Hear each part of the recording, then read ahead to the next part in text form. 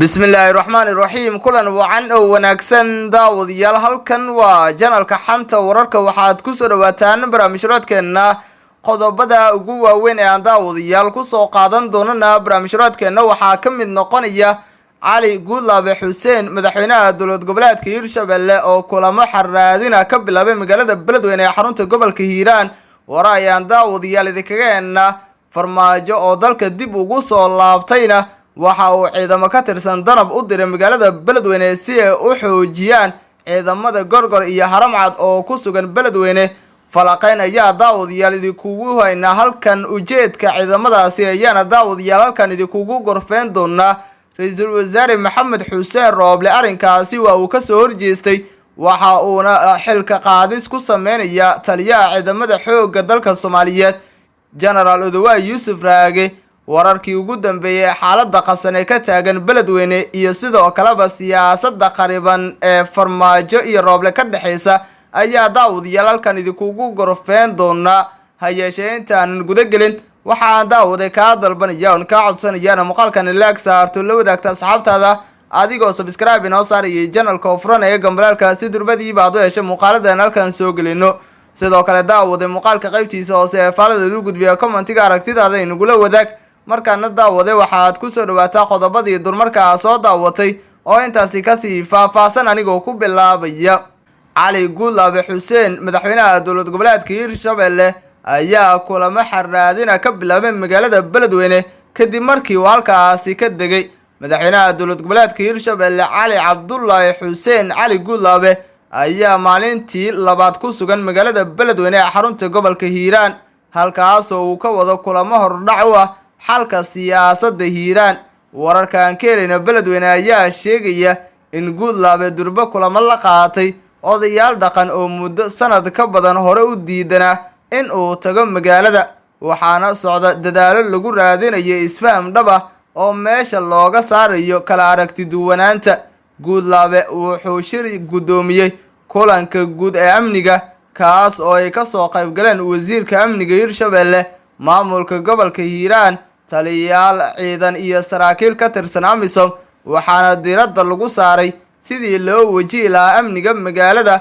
oo doorashooyin ku soo fooleeyeen madaxweyne ku-xigeenka maamulka Hirshabelle Yuusuf Axmed Hagar Yuusuf Dabageed iyo gudoomiyaha gobolka Cali Jayte Cismaan ayaa geed dheer iyo mid gaabanba u koray in Cali Guudlaabe la geeyo Beledweyne hayeeshee inta badan mowqifka bulshada ku dhaqan magaalo madaxda gobolka Hiiraan ee Beledweyne ayaa si adag kaga soo horjeeday madaxtinimada Guudlaabe wali ayayna kaga soo horjeedaan Beledweyne waxaa lagu dooran doonaa 25 kursi oo ka tirsan kuraasta golaha shacabka ee baarlamaanka 11 ee Jamhuuriyadda Federaalka Soomaaliya oo ka mid ah 38 kursi oo ka soo bixi doona guud ahaan Hirshabelle ujeedka ugu weyn ee Guudlaabe awoodda ciidan ugu tagay Beledweyne xilligan ayaa in uu maamulo doorashada 25 kaasi kursi oo u badan kuraas intooda badan isha lagu hayo oo ay u baratamayaan shakhsiyaadka siyaasadda dhexdeeda caanka ah waxaana ka mid ah la taliyaha amniga qaranka ee madaxweynihii hore ee dalka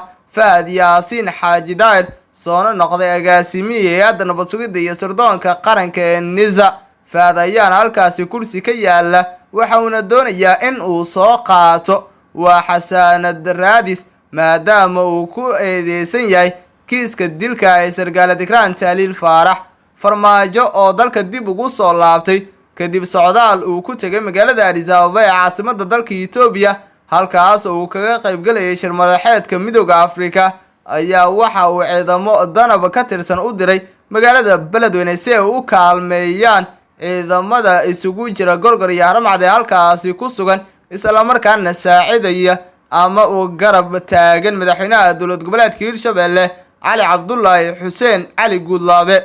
ciidanka danab ma ka maarmay Mareykanka waa su'aasha ugu badan oo ay isweydiinayaan bulshada Soomaaliyeed iyo dadka taxliiliya arrimaha ammaanka ee Soomaaliya inkastoo aysan jirin duqeymaha Mareykanka haddana ciidamada xoogga dalka Soomaaliyeed gaar ahaan danab waxay kordhiyeen howlgallada military ee ka dhanka ah dagaalamayaasha Al-Shabaab ciidamada commandoska ee fadhigoodu yahay saldhigga ciidamada cirka ee Beledoogle ee gobolka Shabeellada Hoose ayaa waxay weerar qorsheysan ay ku qaadeen saldhigyo al-shabaab ku leedahay deegaano ka tirsan koonfurta Soomaaliya. Sargaal ka tirsan ciidamada oo xanta wararka u sheegay in howlgalkii ugu dambeeyay ay ku dileen ilaa iyo 7 ka mid ah al-shabaab, iyadoo sidoo kale lagu burburiyay goobo ay ku dhuumaaleysanayeen oo ku yaala 4 tuulo oo ka tirsan gobolka. Tan iyo bilowgii sanadkan cusub, ciidamada dowladda Soomaaliya ayaa dib ula wareegay magaalooyin muhiim ah oo ku yaala koonfurta iyo bartamaha dalka si ay uga hortagaan khatarta kooxaha argagixisada ee ku wajahan doorashada soo socota. Soomaaliya ayaa taageero military ka heshay askarta Midowga Afrika ee AMISOM oo ka caawiyay in ay caasimadda ka saarto al-shabaab 2011 iyo dib u soo celinta gacan ku haynta goobaha istiraatiijiga ah. Tan iyo wixii ka dambeeyay xilligaasi, garabka al-Qaacida ee Bariga Afrika, al-shabaab waxay dalka iyo meelo ka baxsan ka fuliyeen weeraro lagu hoobtay oo qaarkood ka dhacay Kenya iyo Uganda oo ciidamadooda ka tirsan yihiin AMISOM. Howlgalka Midowga Afrika ee Soomaaliya AMISOM ayaa ku eg 31 bisha Maaj ayna soo aadan ee sanadkan cusub 2022 kadib 15 sano oo howlgal ah oo gabagaba xilli al-shabaab ay weli halis ku tahay ammaanka si ka badan sidii hore. Markaana daawadayaal haddaan eegno, Rooble waxa uu ka soo horjeestay dhibaatooyinka ka soconaya magaalada Beledweyne ee xarunta gobolka Hiiraan, waxaana uu wajahayaa guuldaro siyaasadeed oo aad u culus. Ra'iisul Wasaare Maxamed Xuseen Rooble ayaana u xil saaray arrimaha doorashooyinka iyo sidoo kaleba amnigooda. Ra'iisul Wasaaraha xukuumadda xilgaarsiinta ee Soomaaliya Injineer Maxamed Xuseen Rooble ayaa soo maray waqtiyadii ugu adkaa noloshiisa tan iyo markii uu mas'uuliyadda doorashada kala wareegay Farmaajo bishii May ee sanadkii tagay 2021. Rooble oo ah nin ku cusub saaxadda siyaasadda ayaa loo magacaabay bishii Sebtembar 2020 ra'iisul wasaaraha dalka wax yar uun kadib markii uu baarlamaanka kalsoonida kala laabtay xukuumaddii Xasan Cali Khayre bishii Julaay 2020, waxaana mooshinkan mursal u dhiibay madaxweynihii hore ee dalka Farmaajo. Inkastoo uu dadaal badan sameeyay, haddana ra'iisul wasaaraha ayaa ku guuldareystay in uu hakiyo dib u dhacyo ku yimid jadwalka kal hore,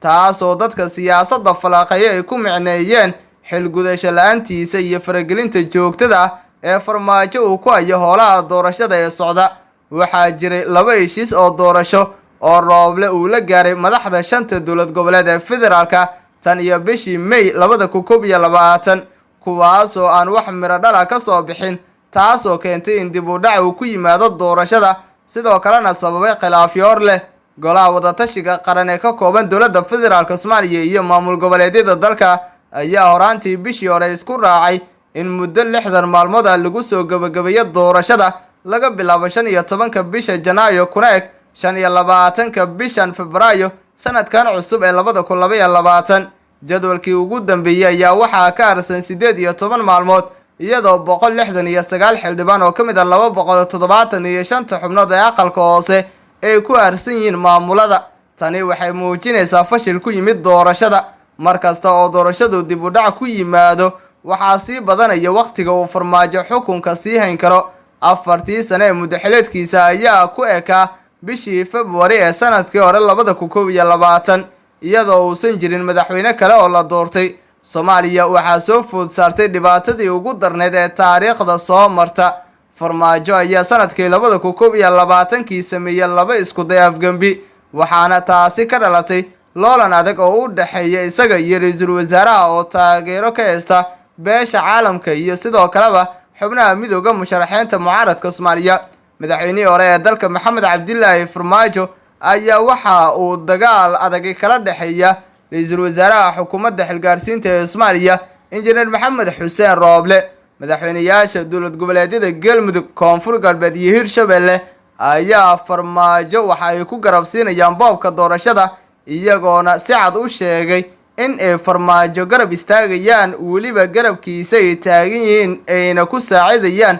sidii uu mar kale dalka dib ugu soo laaban lahaa. Ra'iisul Wasaare Maxamed Xuseen Rooble oo u xil saaray arrimaha doorashooyinka ayaanan ilaa iyo hadda waxa uusan ka hadlin arrimaha doorashooyinka ee boobka uu ku hayo Farmaajo. Ra'iisul Wasaare Maxamed Xuseen Rooble ayaa sidoo kale shaaciyay in dalku galay xaalad adag. Ra'iisul Wasaaraha xukuumadda Soomaaliya Maxamed Xuseen Rooble ayaa kulan la yeeshay qaar ka mid ah culimaadudiinka ururada bulshada iyo ganacsatada Soomaaliyeed oo uu kala hadlay sidii loo dardargelin lahaa gurmadka dadka Soomaaliyeed ee abaartu hayso. Ra'iisul Wasaare Roble ayaa sheegay in ay lagama maarmaan tahay in shacabka iyo dawladduba isku kaashadaan sidii loo gargaari lahaa dadkeena abaartu saameysay guud ahaan gobolada dalka. guud ahaan daawadayaal waa inaga intaa barnaamijka janalka xanta wararka aan ku leenahay YouTube-ka muuqaalka like inoo sar subscribe inoo sar janalka furaga maralka si durbadiiba aad u hesho muuqaaladan halkan soo gelino. sidoo kale daawaday muuqaalka qaybtiisa hoose ee faalada lagu gudbiyo commentiga aragtidaada inagula wadaag tan iyo barnaamijkan kiisa kalena daawadayaal inta dib isugu kulmi doono nabadgelyo.